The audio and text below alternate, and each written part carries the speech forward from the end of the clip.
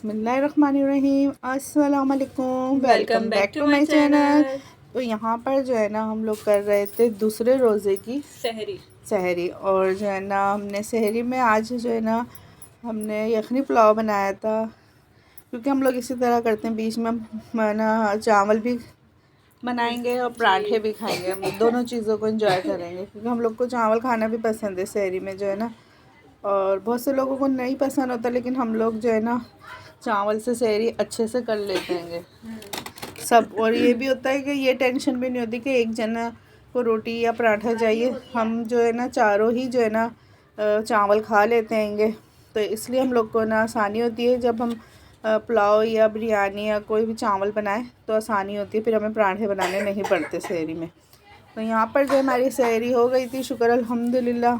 और फिर हम लोग बना रहे थे यहाँ इफ्तारी की तैयारी कर रहे थे, और इफ्तारी में जो बना रहे थे हम पानी वाली जो फुल्कियाँ होती है ना, उसकी मैंने रेसिपी भी जो है ना अपने चैनल पे डाली हुई है, आप लोग देख सकते हैं पूरी। इसकी मैंने ना रेसिपी डाली है। और मम्मा बहुत अच्छी बनाती है पानी वाली फुल्कियाँ। हाँ, मेरी बच्चियों को बहुत पसंद है। और ये जो है ना पानी वाली फुल्कियों की जो है ना अच्छी फुल्कियाँ बनने की जो एक निशानी होती है कि इस तरीके से जो है ना जाल आता है आप फुल्कियों के ऊपर, जो है ना आप देख सकते हैं जो पकौड़ियाँ या फुल्कियाँ जो भी हैं, इन पे एक जाल सा बना हुआ है। तो ये एक जो है ना ट्रिक होती है कि आपकी जो है ना फुल्की बहुत ज़्यादा अच्छी बन रही हैगी, इससे आप आइडिया लगा सकते हैं। और यहाँ पर जो है ना अनुषा जो है ना कौन से चिकन पैटीज बनाए थे आपने? मायो चीज़ क्रीम ही भी थे, क्रीम भी ऐड करी थी। मायो रोल, हाँ, रोल नहीं थे, सैंडविच थे। सोचा हमने रोल था, पर हम जब बनाने बैठे तो हमने इसके जो है ना सर्कल वाले बना लिए थे, सैंडविच ही हो गए ना एक तरह से ये। हाँ, थे। और बड़े टेस्टी बने थे, वो मज़ेदार से बनाए थे अनुषा ने फर्स्ट टाइम। मैंने अपने मतलब से चीज़ डाली थी इसके अंदर, इसलिए टेस्टी बने थे।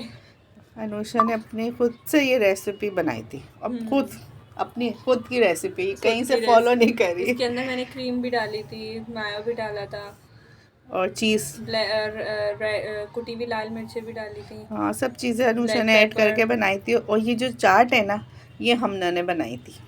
ये हमना के हाथों की चाट थी, और हमना ने बहुत अच्छी चाट बनाई थी। अच्छे फ्रूट को कटिंग करा था। और यहाँ पर जो है ना इफ्तारी का टाइम हो गया था, और हम लोग इफ्तार दस्तरखान जो हम लगा चुके थे, शुक्र अल्हम्दुलिल्लाह, माशाल्लाह माशाल्लाह। तो यहाँ पर जो है ना हम लोग का दस्तरखान लग गया था माशाल्लाह से। और दाल के पकोड़े तो जो है कि आप लोग को मेरी पूरी इफ्तारी में दिखेंगे। सब जो मेरे व्लॉग देखते हैं उनको पता है कि मैं दाल के पकोड़े लाजमी जो है ना वो बनाती हूँ।